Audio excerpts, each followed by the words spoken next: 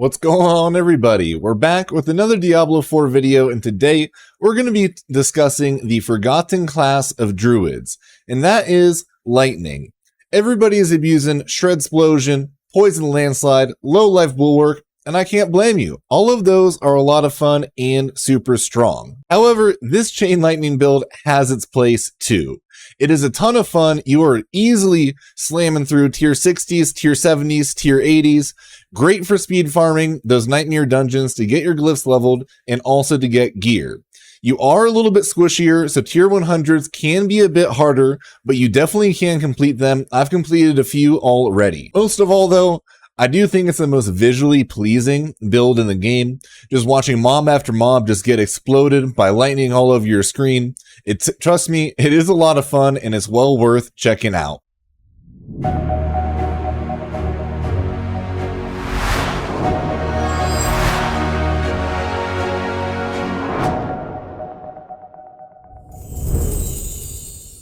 Now, there is one holdup to this build, and I'm sorry for having to say it, but you do have to have Tempest Roar. Now, you need Tempest Roar because it makes your Storm skills are now also Werewolf skills. That way, we can spam Chain Lightning while in Grizzly Rage. The other unique that I would recommend is Mad Wolf's Glee. Mad Wolf's Glee is great for clearing those lower tier Nightmare dungeons. If you're just trying to speed farm anywhere from like tier 50 up to tier 70, I would throw on Mad Wolf's Glee because you're going to be doing even more damage. But when it comes time for your tier 100s and your later game content, I would recommend going with a more damage reduction based chest. When I'm not running Mad Wolf's Glee, this is the chest that I went ahead and went with. I have total armor, damage reduction from close enemies, and I decided to pick up a little bit of damage, and I went damage while shapeshifted. That's up to you. You can go the damage reduction or a little bit of damage in that slot. And then I use Vigorous for the aspect where you gain up to 15% damage reduction while shapeshifted into a werewolf. For your gloves, the main stat is you're going to want 4 ranks of Lightning Storm. Then you're going to want critical strike chance, lucky hit chance, and willpower for some overall damage. For the aspect, you're going to want to run Rampaging Werebeast. That way your Grizzly Rage can last up to 5 seconds longer. Our pants are going to be our main focus for damage reduction and defense in this build. So you're going to want a quad damage reduction leg piece. On mine, I have damage reduction from close, while fortified, from enemies that are poisoned, and then while injured. And of course, as always, you're going to want disobedience for the aspect. On your boots, you're going to want movement speed, total armor while in werewolf form, damage reduction while injured, and then spirit cost reduction. You're going to go ahead and you're going to want to stack a lot of spirit cost reduction on this build, just because you are using a ton of spirit while you're spamming that chain lightning. Then for your boots, you're going to want Storm Shifter's aspect to gain the 2 ranks to shape shifting skills. You can actually find this in the codex. All you have to do is complete one of the standard dungeons and you'll be able to throw this on your boots. On the amulet, we're going to go with cooldown reduction, spirit cost reduction, damage reduction, and then preferably 3 points or 3 ranks to Envenom. I wasn't able to get the perfect roll in Envenom, but even 1 rank is better than not having it, to be honest. And then I went Retaliation for the aspect. I decided to go Retaliation on here because it is the biggest bonus to damage that fits with this build that you can put onto your amulet. Before, I had it where I had Dire Wolf's aspect on there because I thought I really was going to need the spirit cost reduction from it in the boost that you would get. But honestly, after I was able to get spirit cost reduction on my boots, my amulet, and my totem, it really wasn't that necessary anymore. On your rings, on both of them, you're going to want critical strike damage, lucky hit chance, critical strike chance, and then vulnerable damage. I wasn't quite able to get the perfect roll for the vulnerable damage on mine, and I'm still doing a ton of damage without it, but that is going to be your ideal roll. And then you want to run the Mighty aspect on one of your rings. That way, the Earth and Might key passive also applies to your Storm skills. And the Earth and Might key passive is going to be huge for this build for constantly refilling all of our spirit. Earth and Might proccing as much as it does not only helps us with our critical strikes, but it also keeps our spirit almost completely filled the entire time. Then on our totem, we have more CDR, more lucky hit chance, more spirit cost reduction, and then some damage reduction from enemies that are poisoned. Spirit cost reduction, lucky hit chance, cooldown reduction, and critical strike chance are huge for this build. We're not really prioritizing as much pure critical strike damage, just because with Grizzly Rage and all of the lightning, it stacks up so much, you don't really need to stack it into your build.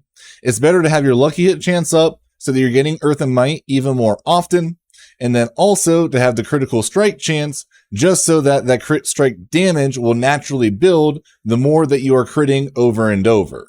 For the aspect, we went overcharged. Overcharged has up to a 20% chance when dealing lightning damage to overload the target for 3 seconds, causing any direct damage you deal to them to pulse 3,000 additional damage to surrounding enemies. And this can keep chaining from mob to mob to mob, or enemy to enemy to enemy. As long as you crit somebody and then there's another crit right around them, it chains around, and the amount of damage that this is able to pump out is honestly pretty insane. Then on our one-handed, you want the standard vulnerable damage, critical strike damage, some other type of damage. I went with damage to close enemies and willpower. As for the aspect, again, we did go Dire Wolf on our one hand because we didn't find that it was necessary on the amulet, but you definitely want it in this build. Now, you don't have to have everything in the exact place that I have it. If you have something already on a ring, like, you can flex everything besides the amulet. The amulet has to be the retaliation. But as far as your gloves, your 2 rings, your totem, and your one-handed goes, that just kind of comes down to wherever you can fit the aspects as you're getting the gear. Don't be so worried about having to have one thing on your main hand, because we're not using a 2-handed axe anymore. So you're not getting that double damage from the staff or using a 2-handed axe. So you can just put it wherever it's going to fit.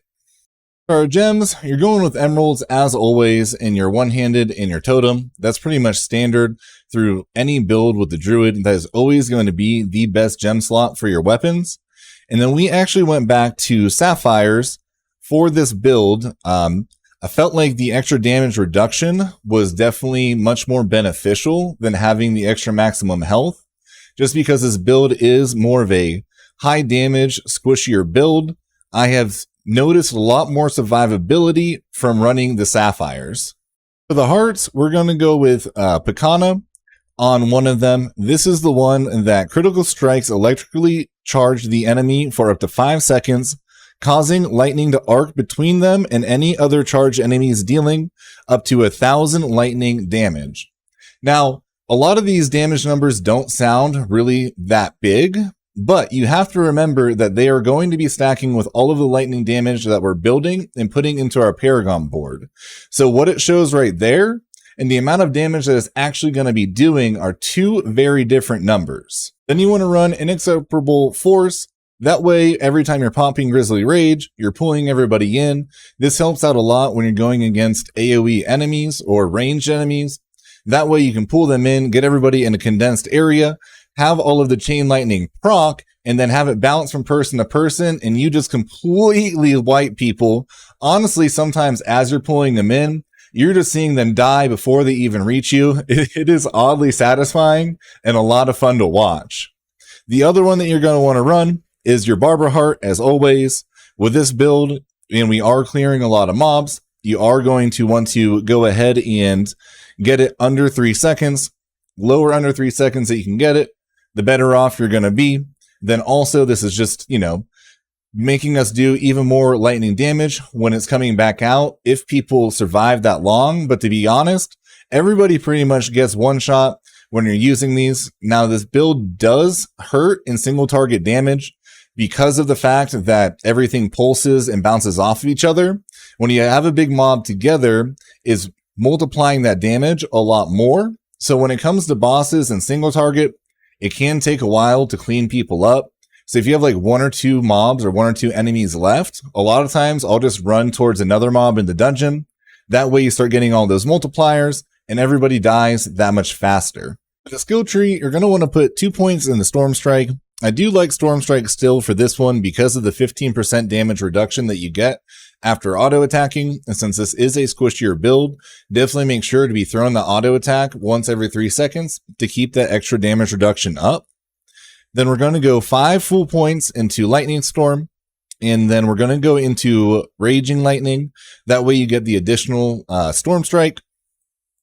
You're going to want 1 point into Heart of the Wild, and then 3 points into Wild Impulses for that increased damage. I put 2 points into Predatory Instinct just because, again, critical strike chance is really big and really important for this build. And then I put 3 points into Digigrade. That way you have that extra movement speed while in werewolf form, and it just helps make the build feel really nice. For our defensive skills, we're going with Cyclone Armor, and then you're going to go into Preserving Cyclone Armor for that extra damage reduction. Then you're going to go into Blood Howl, and then I actually like Innate Blood Howl for this. Again, auto attacking isn't super important in generating the extra 20 spirit, and when you're killing stuff so fast, Blood Howl is pretty much always off of cooldown, so it's nice to gain that little bit of spirit back when you need it. Then 1 point into Ancestral Fortitude, and as always, 3 points into Vigilance.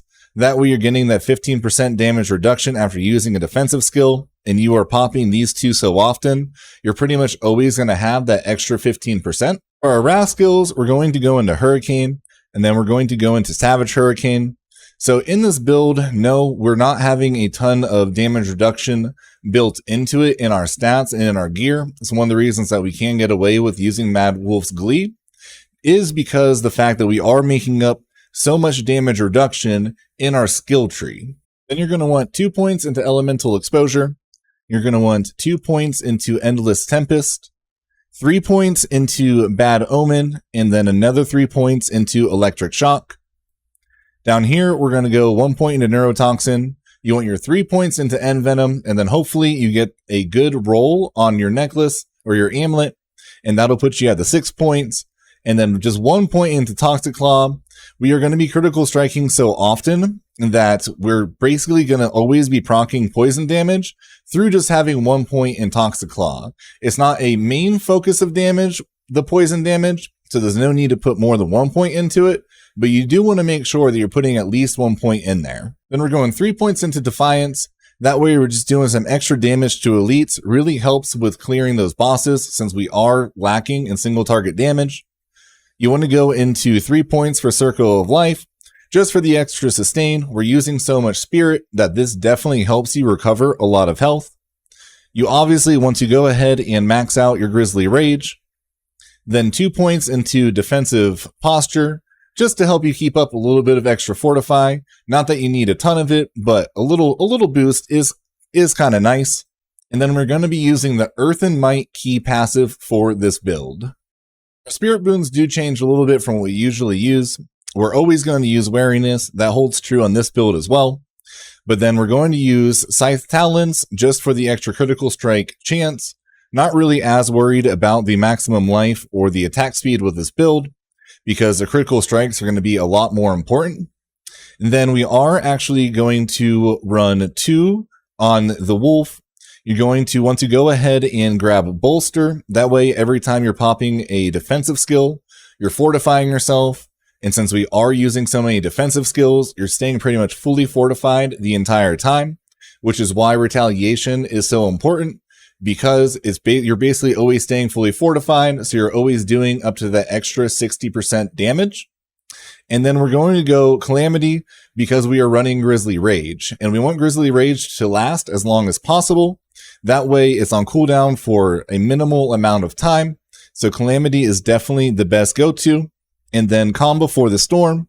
That way we can get our Grizzly Rage back that much faster. The Paragon board on this one is going to be super important.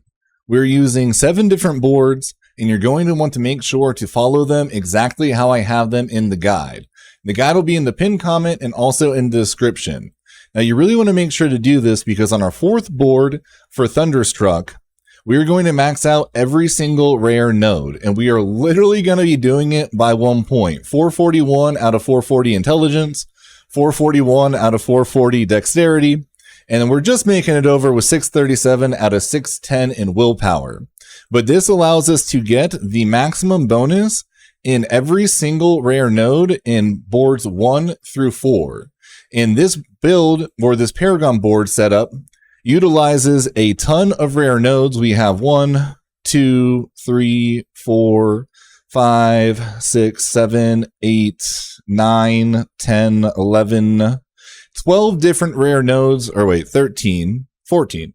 14 different rare nodes that we're going to be hit along the way. And we're obviously, when you meet the requirement for them, it does double whatever that bonus is. So make sure that you guys, for your first board, is going to be your starting board. Second board, Inner Beast. Third board, we go over to the left for Lust for Carnage. Then our fourth board, we're going back down and we're going to go into Thunderstruck. Then we come back up to the middle and we hit our fifth board in Heightened Malice, sixth over to Constricting Tendrils, and then our final board is going to be Ancestral Guidance. With these boards, I feel like we're min-maxing to the best of our ability. We're grabbing extra survivability where we can. We're getting a ton more damage as well. We're hitting a few legendary nodes. We're getting 6 glyphs and then a ton of rare nodes. For the glyphs, you're going to want Fulminate. Fulminate is huge for this build because it is increasing the lightning damage that we're going to be doing. And then we want Werewolf because we're pretty much always in werewolf form. We're going to get some damage reduction and then also a bunch of extra damage while in werewolf.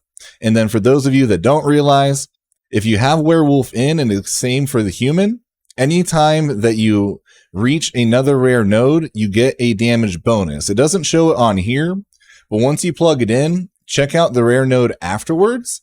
And there is a big damage bonus that you get as well. It's either 12% or 20%. I think it's 12%, which would give us 24% between the two rare nodes. Either way, it's a nice damage bonus on top of the extra damage we're already getting and the damage reduction. Then we want Undaunted. That way we're doing increased damage when we're fortified, since we're always fortified. More damage reduction while fortified. Then Earth and Sky. That Earth and Sky just fits really good because of how much we are taking advantage of the rare nodes, giving some nice bonuses to the ones on that board, then also dealing some extra damage to crown-controlled enemies and vulnerable enemies. And obviously, we're going to want Exploit.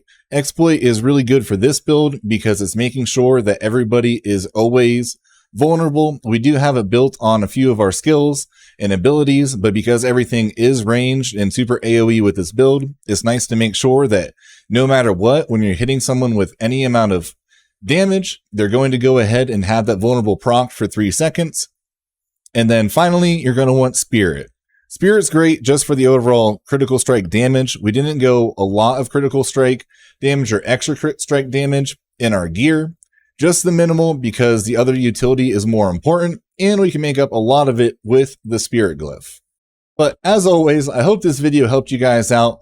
I really want to hear from you guys. Let me know what you think about it. If you made it this far in the video, don't forget to like the video. Drop some comment, even if it's just fire emojis. Help us get boosted in that algo. And most of all, make sure you're subbed to the channel and you click that bell so you know every time I'm posting new content.